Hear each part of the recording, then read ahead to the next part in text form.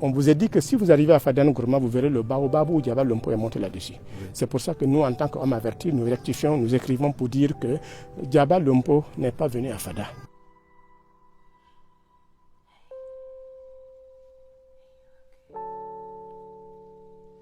Ce baobab est au quartier Bardiougou, aujourd'hui érigé comme secteur numéro 9.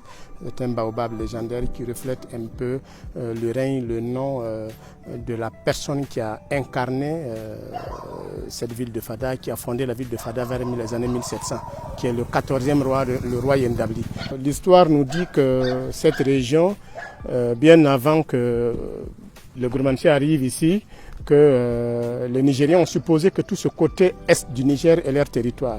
Et quand ils ont appris qu'il y a une entité qui s'est déplacée pour venir rester ici, ils ont envoyé des gens pour venir voir ce qui fait, quels sont ceux qui ont fait ça sans leur dire.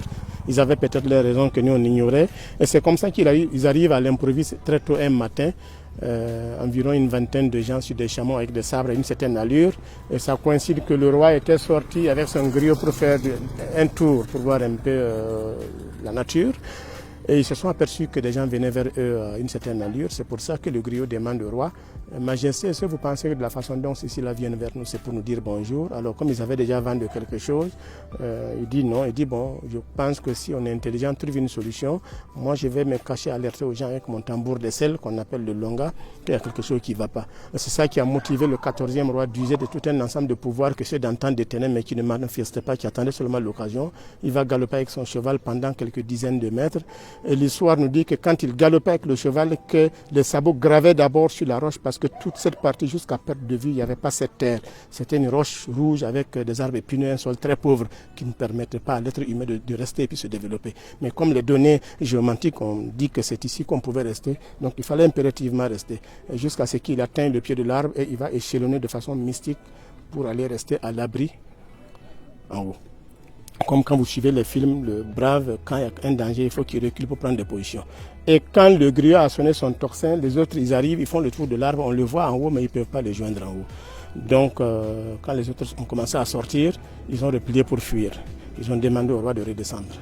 Alors, pour ceux qui ont vu le baobab il y a 3 décennies ou 2 décennies, estiment que les marques étaient beaucoup plus visibles. Est-ce que vous confirmez ça? L'arbre prend des proportions, c'est normal que les choses soient de nature. Mais quoi qu'on dise, vous avez toujours le fond que vous voyez. C'est ça qui est important. C'est à partir de là-bas que nous on se repère pour dire aux gens que ce n'est pas de l'invention, ce n'est pas de la matérialisation, mais c'est quelque chose de concret. Tu peux toucher du doigt et toucher, voir que par rapport à, contrairement à ce que les gens disent, que ce sont des gens qui ont, ce sont des prélèvements médicinaux qui ont fait que on peut pas. Si vous blessez un arbre, ça va se refermer.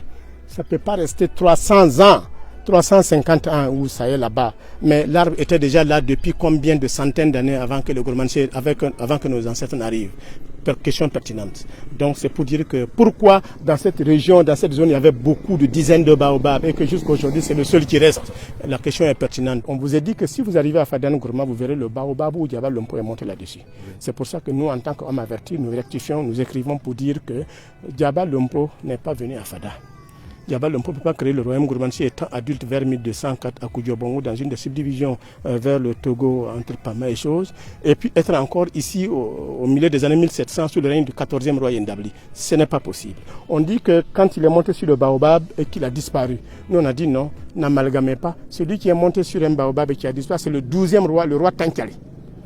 Le roi Tantiali, qui est le 12e roi, qui est monté sur un baobab, toujours dans le sillage des histoires des Gourmandché et les Tomba du Nord Togo, a poursuivi l'un des guerriers les plus phares des Tomba du Nord Togo, qui s'appelait Yanga, qui dit: je ne vais pas tuer Yanga avec ma lance.